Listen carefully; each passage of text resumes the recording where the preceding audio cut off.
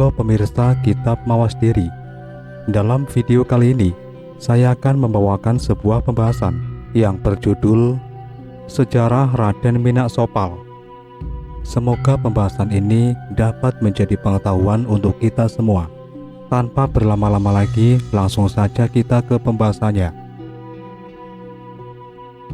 Minak Sopal adalah keturunan dari Kerajaan Mojopahit. Ibunya bernama Dewi Roro Amiswati, putri Prabu Brawijaya. Ayahnya bernama Minak Sabra. Ibu Minak Sopal, Dewi Roro Amiswati, pernah menderita penyakit kulit hingga berbau amis.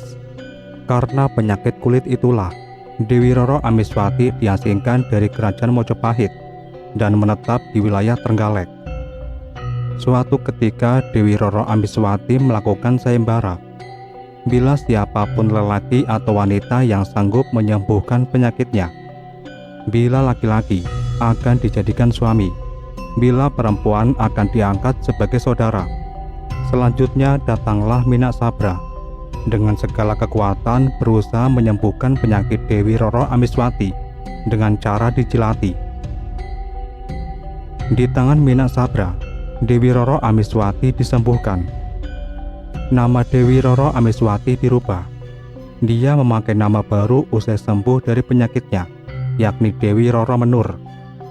Konon cerita yang berkembang, Dewi Roro Amiswati juga melakukan ritual bertapa di Sungai Bagong untuk menghilangkan penyakit kulit yang dideritanya, atas saran dari Minak Sabra.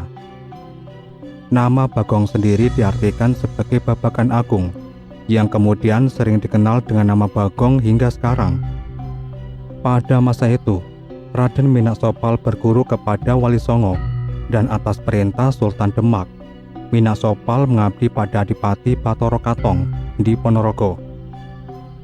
Dan suatu ketika diutus oleh Adipati Bathara Katong untuk ke wilayah Trenggalek, mengabdi kepada Kiai Ageng Lengkuro atau Raden Joko Lengko, adik Adipati Bathara Katong. Wilayah Trenggalek pada saat itu lagi mengalami paceklik kekeringan, dan Minak Sopal merencanakan untuk membangun bendungan. Ketika Minak Sopal membangun dam Bagong, selalu saja dirusak oleh bajul putih atau buaya putih. Pagi dibangun, esok harinya ambrol lagi. Dan itu terjadi secara berulang-ulang. Ternyata kerusakan dam Bagong dirusak oleh bajul putih, yang tak lain adalah Minak Sabra, ayah Minak Sopal, yang berubah wujud menjadi buaya putih. Belakangan diketahui, apa yang telah dilakukan sang ayah rupanya menguji kesabaran sang anak. Pada akhirnya, Dewi Roro Menur atau Dewi Roro Amiswati menyampaikan pada Minak Sopal, kenapa buaya putih itu selalu mengganggu kegiatan pembangunan dam Bagong. Itu dilakukan untuk melatih kesabaran anaknya. Dalam cerita selanjutnya, Minak Sopal diberitahu oleh ayahnya, bila ingin membangun dam Bagong, bisa berdiri dan selesai, lakukanlah penyembelihan kepala gajah, tepat di bawah dam Bagong. Akhirnya, Minak Sopal pergi mencari gajah sampai ke daerah Ponorogo. Diketahui pemilik gajah adalah Mbok Rondo Krandon. Minak Sopal menyampaikan maksud dan tujuannya untuk menemui Mbok Rondo Krandon. Saat berbincang dengan Mbok Rondo Krandon, dirinya mengatakan hendak meminjam gajah untuk membantu pembangunan dam Bagong. Setelah gajah itu dibawa oleh Minak Sopal ke Trenggalek, ternyata gajah itu malah disembelih dan kepala gajah itu diletakkan sesuai amanat sang ayah. Mendengar gajahnya disembelih, Mbok Rondo Krandon marah dan mengutus prajurit untuk menemui Minak Sopal. Sebelum prajurit tiba di Trenggalek, Minak Sopal membuat terowongan dari dalam sungai dam Bagong yang tembus ke arah telaga Ngebel Ponorogo. Tujuannya agar lebih cepat bertemu dengan Mbok Rondo Krandon, ketimbang terjadi kesalahpahaman dengan prajurit utusan Mbok Rondo Krandon. Ternyata benar, Minak Sopal lebih dulu menemui Mbok Rondo Krandon. Setelah bertemu, Minak Sopal menceritakan kenapa gajah tersebut disembelih, sebab digunakan untuk kepentingan rakyat banyak, khususnya untuk mengairi persawahan di wilayah Trenggalek. Mendengar cerita dari Minak Sopal, lulu sudah kemarahan Borondo Krandon terhadap Minangkabau.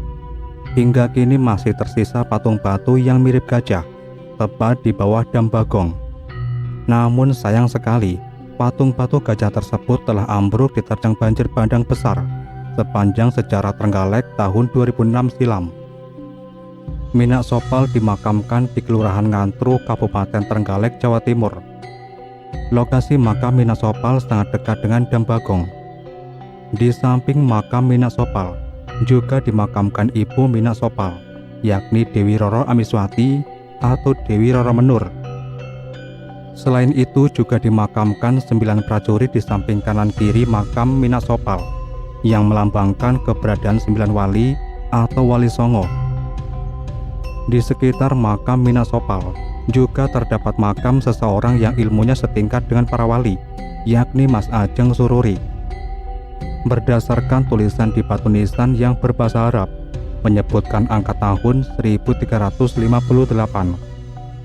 Beliau juga dikenal sebagai penyebar agama Islam.